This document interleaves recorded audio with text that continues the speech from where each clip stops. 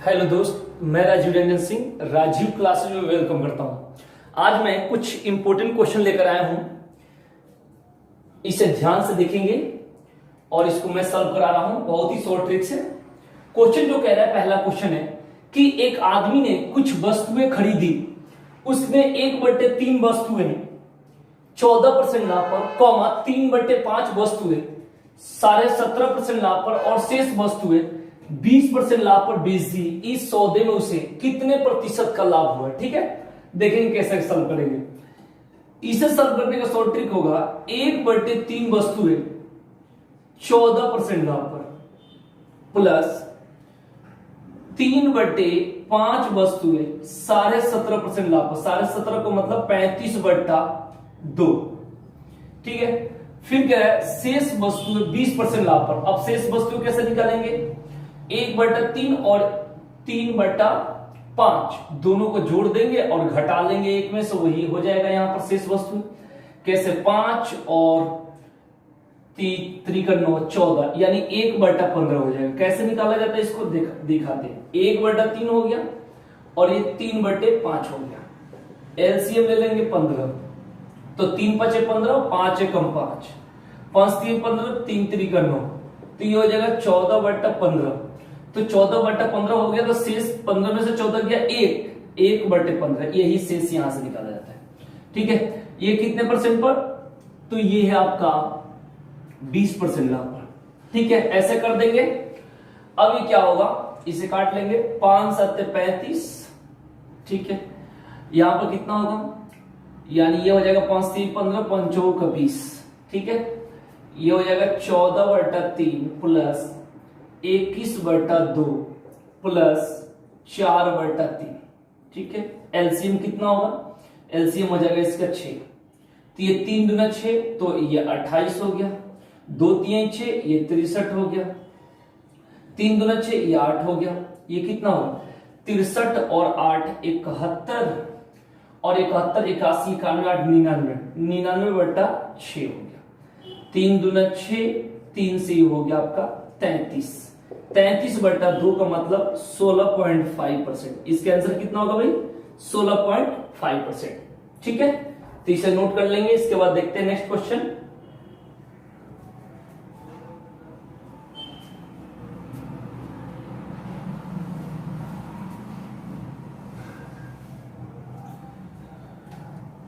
Next question क्या कह रहा है? कह रहा है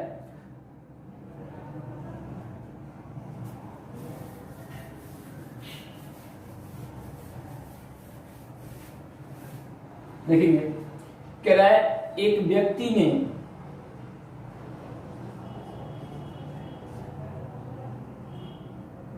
एक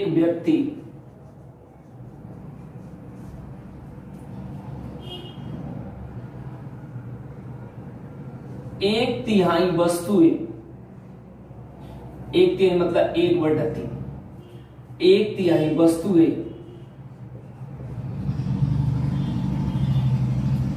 15% लाभ, 15% लाभ, कॉमा 1/4 यानी 1/4, कॉमा 20% लाभ और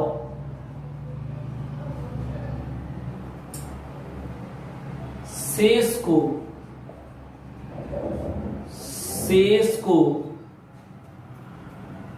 24% लाभ पर बेचता है। 24% लाभ पर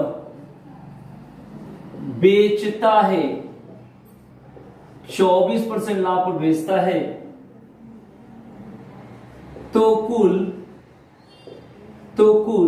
62 रुपया का लाभ होता है। 62 रुपया का लाभ होता है। वस्तुओं की कीमत बताए, वस्तुओं की कीमत बताए।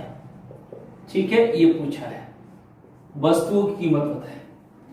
कैसे करेंगे इसे? तो ध्यान से देखते हैं इसे कैसे करना है। करने का तरीका ये होगा कि जैसे कह रहा है एक व्यक्ति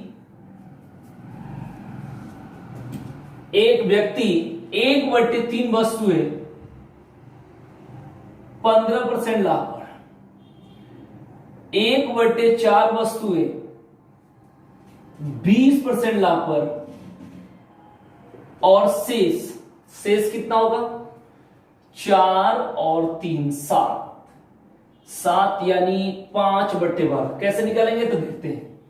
1/3 प्लस 1/4 शेष निकालने के लिए, ठीक है ना। एक तो तरीका यह है कि 4 3 7 और 4 3 12 यानी 7/12, तो यहां हो जाएगा 5/12। बाकी जोड़कर निकालना है तो 3 और 4 का एलसीएम लेंगे, 12 होगा, 3 चौक 12 और 4 3 12 यानी 7/12।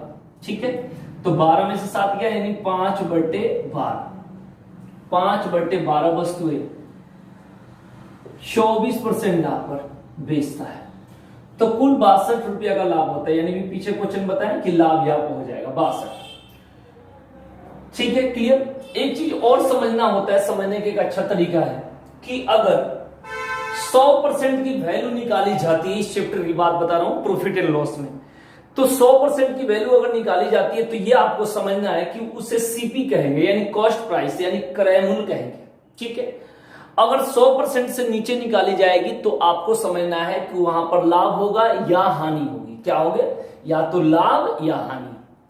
अगर 100% प्लस रहेगा यानी 100% से ऊपर रहेगा तो विक्रय मूल्य होता है, क्योंकि 100% तो हमेशा क्रय मूल्य होता है। तो यानी वस्तुओं की कीमत यहां पूछा है, इसका मतलब सीपी आपको निकालना है। क्या निकालना है? सीपी, यानी क्रय मूल्य निकालना है। ठीक है, तो 1/3 वस्तु 15% लाभ पर, 1/4 वस्तु 20% लाभ पर, और शेष को यानी 5/12 को 24% लाभ पर बेचता है जो भी, तो कुल 62 रुपए का लाभ होता है, यानी 62 रुपये लाभ हो गया। ओके, अब क्या करेंगे, इसे काट लेंगे। 3 5 15, 4 5 20, और ये हो जाएगा 12 दूना 24। तो ये हो गया 5 दूना 10, 10 5 15 5 20। 20% की वैल्यू आपके पास 62 है। तो वस्तुओं की कीमत यानी सीपी पता करना है, यानी क्रय मूल्य पता करना है, यानी कॉस्ट प्राइस पता करना है। इसका मतलब ये होता है कि आपको 100% का मान निकालना है। तो 20% की वैल्यू 62, तो 100% का वैल्यू निकाल देंगे 62 यहां भी 5 से गुणा कर सकते हैं, लेकिन आराम से बता रहा हूं 62/20 × 100। ठीक है, 20 5 100 कितना हो जाएगा? 6 5 300, 2 5 310 रुपया। इसका क्या हो गया? आंसर हो गया। ठीक है, तो इसे नोट कर लेंगे। इसके बाद देखते हैं नेक्स्ट क्वेश्चन।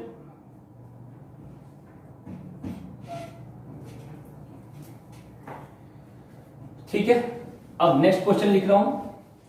छोटा छोटा क्वेश्चन है, बस देखते रहना है। नेक्स्ट क्वेश्चन कह रहा है कि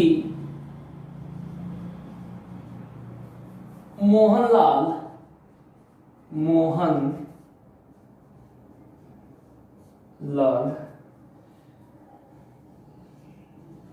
20 दर्जन केला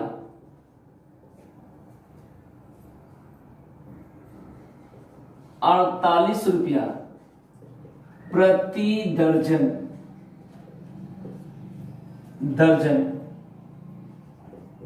के हिसाब से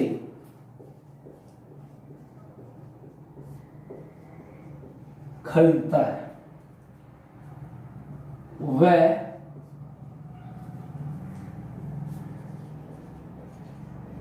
8 दर्जन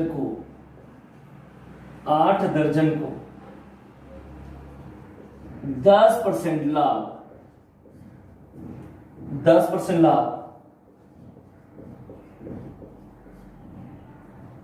और शेष 12 दर्जन को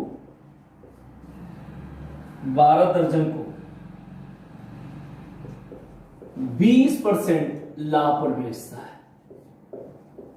पर बेचता है।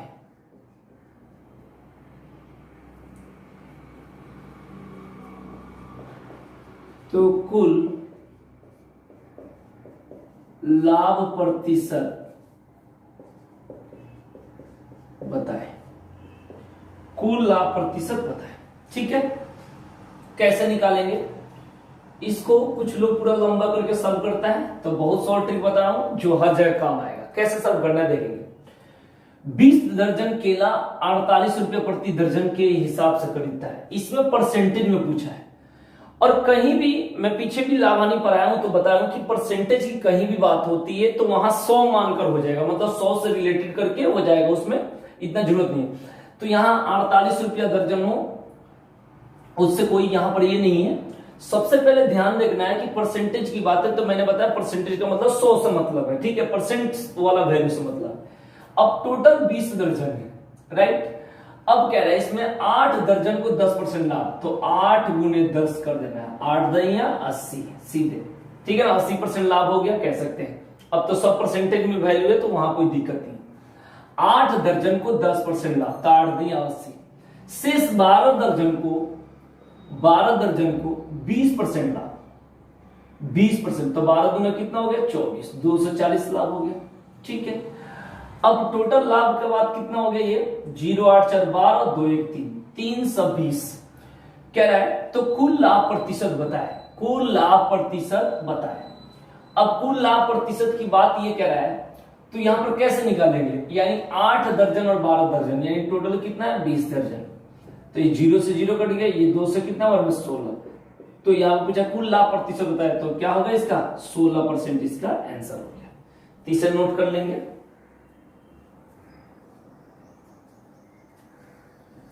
अब देखते हैं इसके बाद नेक्स्ट क्वेश्चन।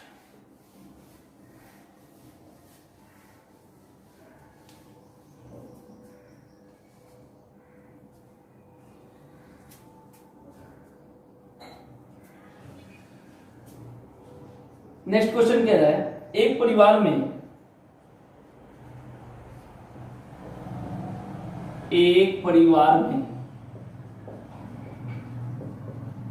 चावल, मछली तथा तेल पर किए गए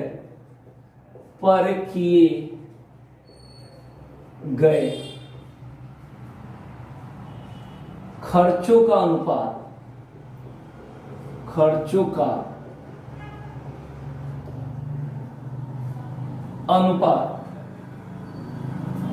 12:17:3 है, 12:17:3 है। इनके मूल्य में क्रमशः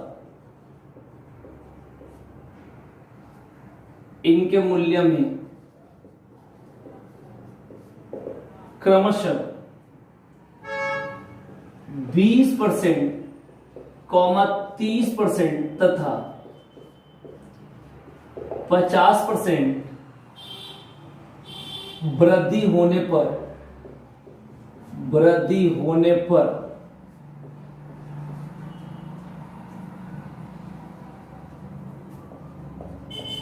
परिवार के इन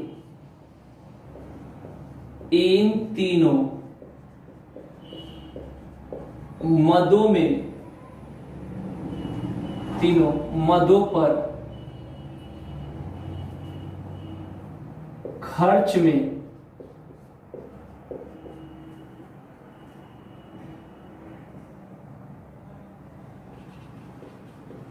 कितने प्रतिशत की वृद्धि होगी, ठीक है। क्वेश्चन क्या चाह रहा है, एक परिवार में चावल, मछली तथा तेल पर किए गए खर्चों का अनुपात 12:17:3 है। इनके मूल्य में क्रमशः 20%, 30% तथा 50% वृद्धि होने पर परिवार के इन तीनों मदों पर खर्च में कितने परसेंट की, मतलब ये पूरे टोटल सौदा में कितने परसेंट की वृद्धि हुई, ठीक है ना। तो ये क्वेश्चन कैसे सॉल्व करेंगे देखेंगे। चावल, मछली और तेल, ठीक है, ये तीनों लिए इसका रेशियो क्या है 12, 17 और कितना 3। ठीक है, इसे बना लो 120, 170 और 30। आसान करने के लिए 1200, 1700 बना सकते हैं, कितना भी जीरो डाल सकते हैं, लेकिन ज्यादा बड़ा हो जाएगा कोई जरूरत नहीं। अब क्या है कि शुरू में जो ये है ये क्या है खर्च का अनुपात, ये 120, 170 और 30 मान लें, हम 0 0 लगा लिया, और भी 0 बढ़ा सकते हैं, लेकिन बस इतना ही से काम चला लेंगे। ठीक है, जितना छोटा रहेगा उतना ही सही रहेगा। अब इसके शुरू में खर्च जोड़ ले, कितना होगा 120 और 170, 290 और 30, 320 हो गया। कितना हो गया 320 रुपए, यानी शुरू में इससे खर्च कितना है 320 मान ली। ठीक है, रेशियो में जोड़ लिया। अब कह रहा है इनके मूल्य में 20%, इसमें 20% पहले बढ़ेगा, तो 120 का 20%, 12 दूना 24, 12 दूना 24, यानी 24 रुपए बढ़ेगा, तो एक से कितना हो जाएगा 44। इसमें कितना बढ़ाना है यानी 30%, तो 17 × 51, 51 बढ़ जाएगा। 51 का मतलब 2 से 21 हो जाएगा। 1 से 70 में 51 जुड़ेगा तो 2 से 21 हो जाएगा। अब इसमें 50% की वृद्धि कह रहा है, यानी 30 का 50% 15 जुड़ेगा, तो ये हो जाएगा आपका 45। ठीक है, अब ये जोड़ लेंगे, 5 1 6 4 10 के 0, 1 4 5 2 7 4 11, 1 और 2 3 और 1 4। इसका मतलब है कि पहले 320 और अब बढ़कर कितना हो गया 410। अब कह रहा है परिवार की इन तीनों मदों पर खर्च में कितने % की वृद्धि होगी, कितने % की वृद्धि पूछा है। इसका मतलब ये हुआ कि ये कितना बढ़ा, यहां से यहां तक कितना बढ़ा, तो ये बढ़ा आपका 90, कितने पर 320 पर, तो 100 पर कितना। ठीक है, ये 0 से ये 0 कट गया, उसके बाद ये हो जाएगा आपका 2 से 16 और 2 से 5, ये हो जाएगा आपका 2 से 8 और 2 से हो गया 45। 45 बचे 225 बटा 8 का मतलब 8 दूना 16, 8 8 64, 1 बटे 28 सही 1 बटे 8% की वृद्धि। कितना 28 सही 1 बटे 8% की वृद्धि। ठीक है, तो इसे नोट कर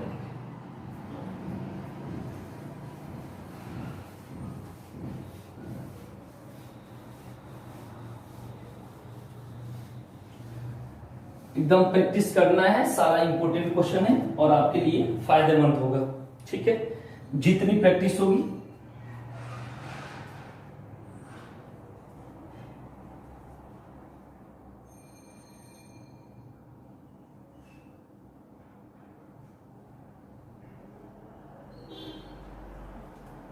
अब क्वेश्चन कह रहा है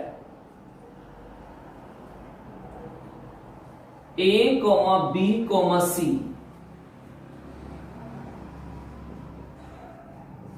अलग अलग किसी काम को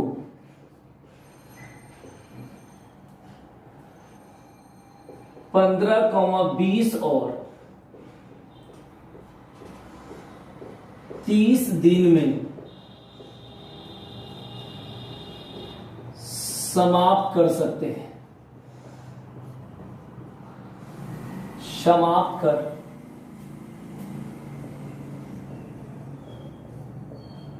सकते हैं। ए शुरू से अंत तक काम करता है,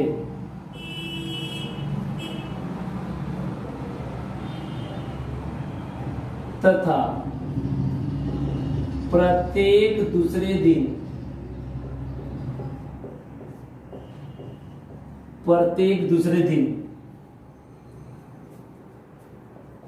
बी और सी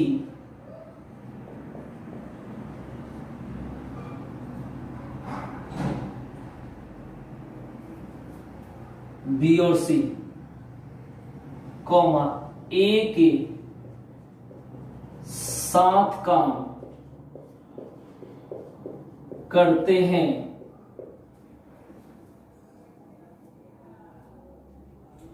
तो काम कितने दिन में समाप्त होगा, तो काम कितने दिन में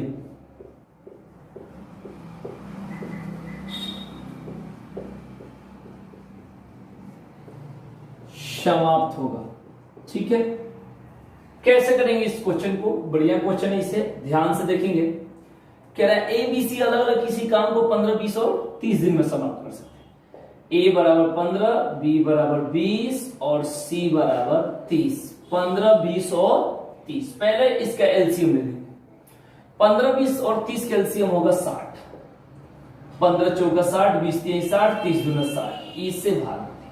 ठीक है, ओके। कोई भी काम, एक बहुत ही अच्छा तरीका बता रहा हूं, कोई भी काम क्षमता से कराएंगे यानी एफिशिएंसी से, नीचे वाला चीज से, तो बहुत जल्दी सॉल्व हो जाएगा। बाकी काम से कराओगे तो दिक्कत हो जाएगी। ठीक है, अब कह रहा है कि ए शुरू से अंत तक काम करता है, यानी यहां भी ए रहेगा पहला दिन, दूसरे दिन भी ए रहेगा, अगर तीसरे दिन की बात करें वहां भी ए रहेगा, चौथे दिन भी ए रहेगा, हर जगह रहेगा। तो कह रहा है ए शुरू से अंत तक काम करता है तथा प्रत्येक दूसरे दिन बी और सी ए के साथ लग जाता है, यानी पहला दिन तो ए रहेगा, दूसरे दिन बी और सी रह जाएंगे ए के साथ। ठीक है, हाँ, तथा प्रत्येक दूसरे दिन बी और सी ए के साथ काम कर, तो काम कितने दिन में समाप्त हो? इसका मतलब ए की क्षमता यहां पर कितना है? 4। और ए बी सी अगर तीनों के ले ले तो कितना होगा? 4 3 7 और 2 9। ठीक है, तो 9 और 4 कितना काम होगा? 13 काम होगा। टाइम कितना लगेगा? 13 काम 2 टाइम में होगा, यानी 2 दिन कह दो, जो भी, 1 और 1 2। व्यक्ति से मतलब नहीं होता है, टाइम से मतलब होता है, यानी अकेला फिर एक साथ ये दोनों, तो 1 और 1 2। अब 13 को 60 बनाना है, या तो 60 बन जाए या 60 से कम हो जाए, लेकिन 60 से ज्यादा नहीं होनी चाहिए। तो क्या करेंगे? 13 चौका 52 का टाइम कितना लगेगा? 2 चौके 8। 52 काम करने में 8 दिन लगेगा या 8 समय लगा, जो भी लगा। अब क्या करेंगे? अब 60 करना है, ये 4 काम कर देगा और टाइम कितना लगेगा यहां पर? 1। अब 52 4 56 काम हो गया। अब बचा 4 काम, इसकी बारी यही है। तो अगर ये पूरा 9 काम रहता तो एक जोड़ते, लेकिन इसकी क्षमता कितना है 9 काम करने की, और करना कितना है 4। तो ये हो जाए कितना? 52 4 56 और 4 यहां लिख देते हैं 60। ठीक है ना, ये 4 दोनों एक ही जैसा बात, एक ही होता है। तो ये 60 काम तो हो गया। टाइम कितना लिया? 9 सही 4/9। 9 सही 4/9 आंसर हो जाए। ठीक है, ये प्रैक्टिस करा रहा हूं, चैप्टर देख लेना चैनल पर, उस पर पढ़ाया हूं, इस चैप्टर को बढ़िया से समझ में आ जाएगी। ठीक है, तो 9 सही 4/9 इसका आंसर हो गया। ठीक है, इसके बाद देखते हैं नेक्स्ट क्वेश्चन।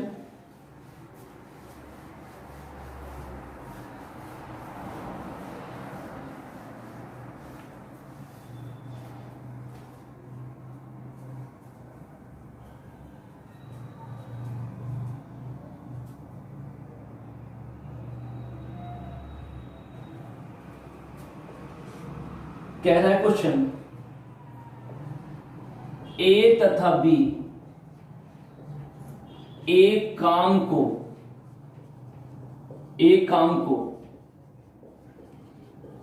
अकेले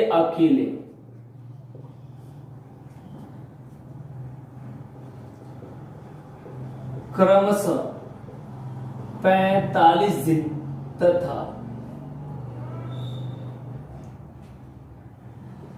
40 दिन में समाप्त कर सकते हैं। समाप्त कर सकते हैं, समाप्त कर सकते हैं।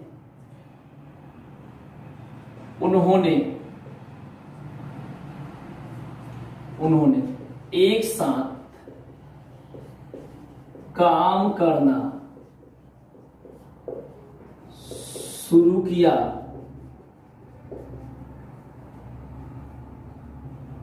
लेकिन कुछ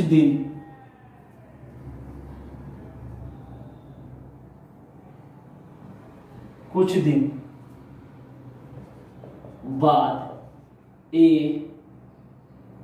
ने कार्य छोड़ दिया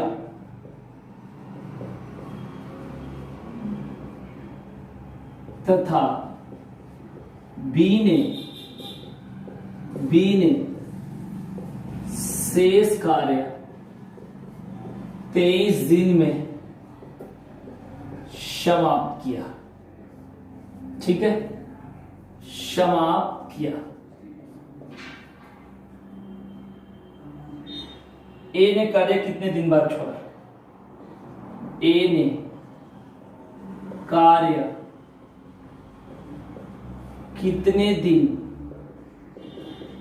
बाद छोड़ा, ठीक है, ये हो गया आपका क्वेश्चन। कैसे करेंगे?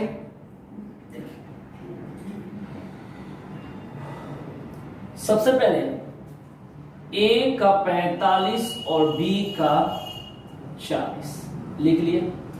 इसका एलसीएम लेंगे, इसका एलसीएम हो जाएगा 360, ठीक है। तो ये हो जाएगा, ये 8 बार में जाएगा और ये जाएगा 9 बार में। पहला काम तो ये हो गया। इसे बोलते हैं टाइम, इसे बोलते हैं टाइम। ये होता है टोटल वर्क, ये होता है पहला का एफिशिएंसी यानी क्षमता, ये दूसरे की क्षमता। अब कह रहा है क्वेश्चन में कि ए ने कार्य छोड़ दिया कुछ दिन बाद, ये पता नहीं, ठीक है। उसके बाद तथा बी ने शेष काम 23 दिन में समाप्त किया। बी ने कितने काम? इसका 23 दिन ही है, हाँ 23 दिन में ही समाप्त किया, ठीक है।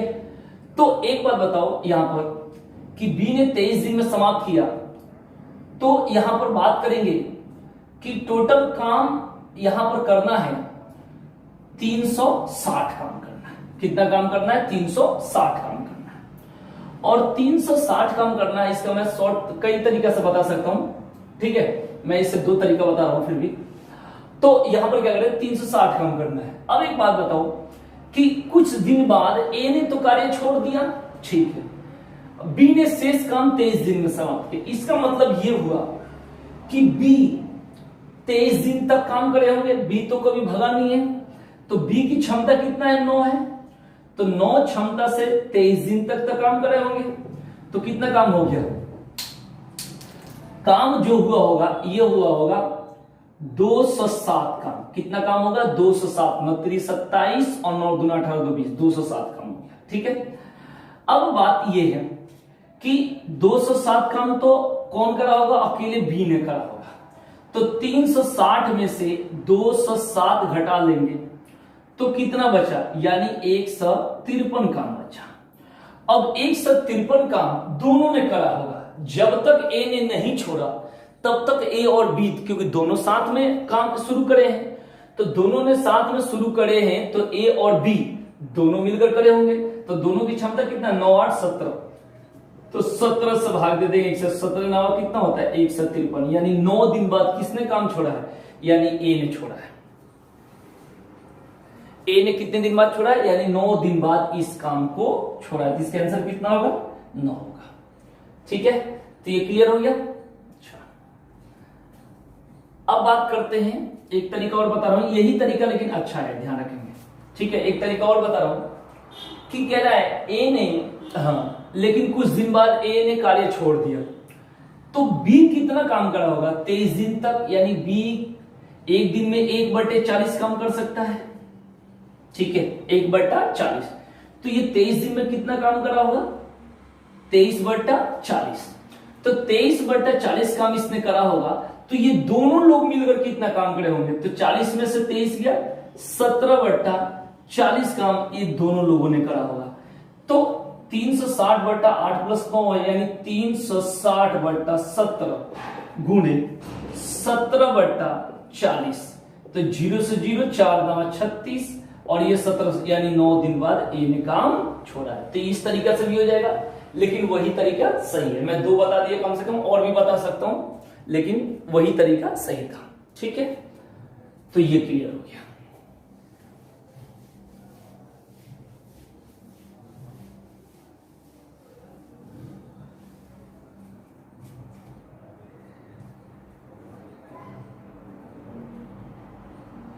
इसके बाद देखते हैं नेक्स्ट क्वेश्चन।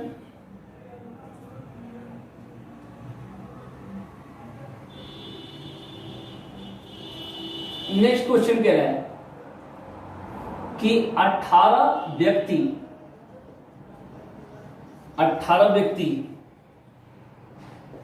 एक काम को,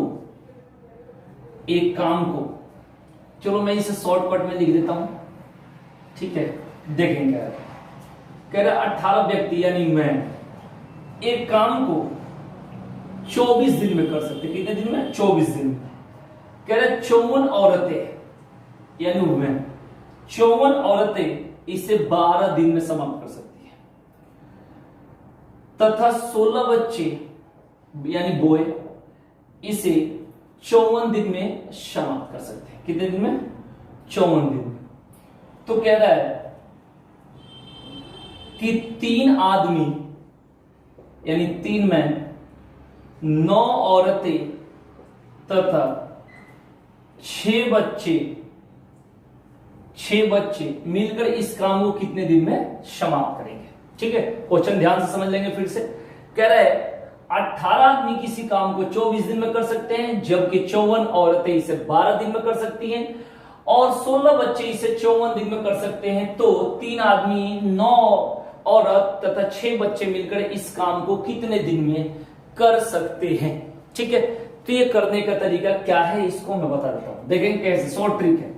ये 18 आदमी 24 दिन, तो इसे लिखना है 18 गुने 24। ठीक है, फिर कह रहे 54 औरतें 12 दिन, 54 गुने 12। फिर कह रहा है 16 बच्चे 54 दिन, तो 16 गुने 54 लिख देना है। ठीक है, अब कह रहे 3 आदमी, तो पहला आदमी था। फिर कह रहे 9 औरतें, ठीक है। फिर कह रहे 6 बच्चे मिलकर इस काम को कितने दिन में करेंगे। यही करने का सबसे अच्छा तरीका है। ठीक है, अब क्या करेंगे, इसे कटा लेंगे, कट जाए तो 3 एकम 3, 3 8 24, 9 एकम 9 6 54, 6 9 54। ये हो गया, ये हो जाएगा 144, ये हो जाएगा 72 और ये हो जाएगा 144। एलसीएम ले लेंगे 144, यहां पर 1 2 1 4 बटा 144, 4 एकम 4 4 3 12, 4 6 1 बटा 36 का मतलब 36 दिन। इसका क्या हो गया, आंसर हो गया। ठीक है, इसे नोट कर लेंगे। इसके बाद देखते हैं नेक्स्ट क्वेश्चन।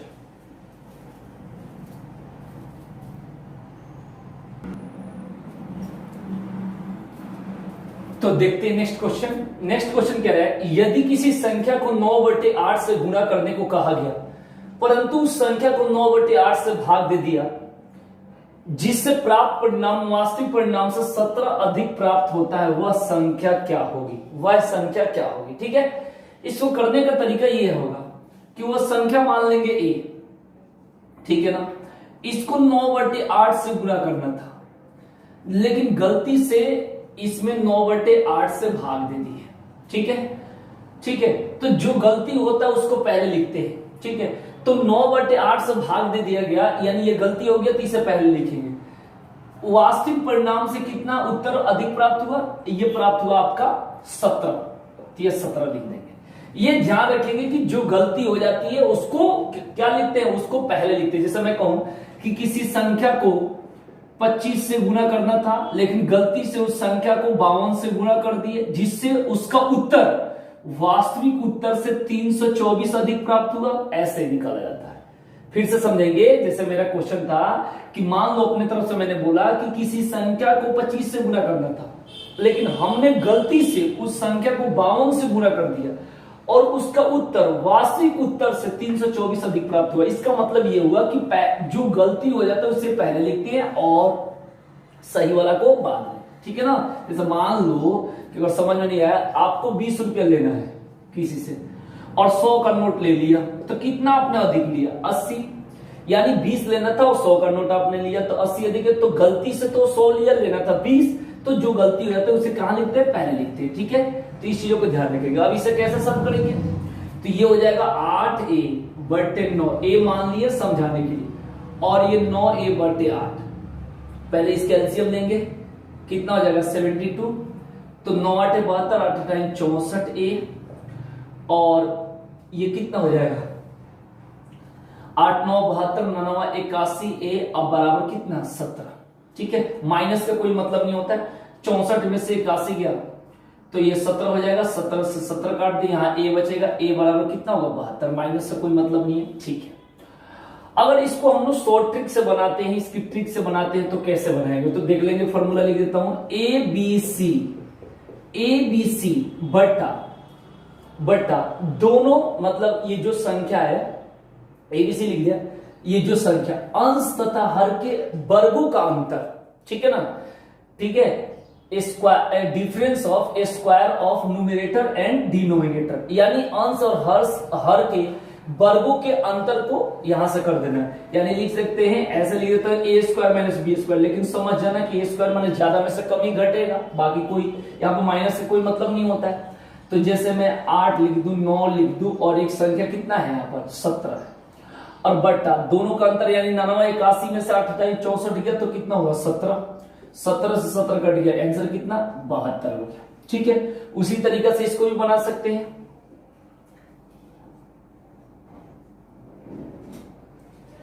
जैसे इसको भी मैं बता देता हूं, इसे मिटा देता हूं, इसको मैं ऊपर सल करके बता देता हूं डायरेक्ट ट्रिक से, ठीक है। कैसे बनाएंगे ट्रिक से, इसको बनाना हो तो एबीसी यानी 11 इंटू 23 और इंटू कितना अधिक प्राप्त होगा 1224, तो 1224 लिख दिए, बट्टा में क्या लिखेंगे इनके वर्गों का अंतर, यानी 23 के स्क्वायर पर करेंगे 529 में से 11 के स्क्वायर 1 से 21 घट जाएगा, तो 529 में से 1 से 21 गया तो 408 हो गया। अब इससे कितना हो गया 3 बार में कट गया, अब ये कितना हो गया 23 से 69 गुने 11 75, 759 इसका आंसर हो गया, ठीक है। तो आज के लिए इतना ही, फिर मिलेंगे नेक्स्ट वीडियो में, तब तक के लिए धन्यवाद।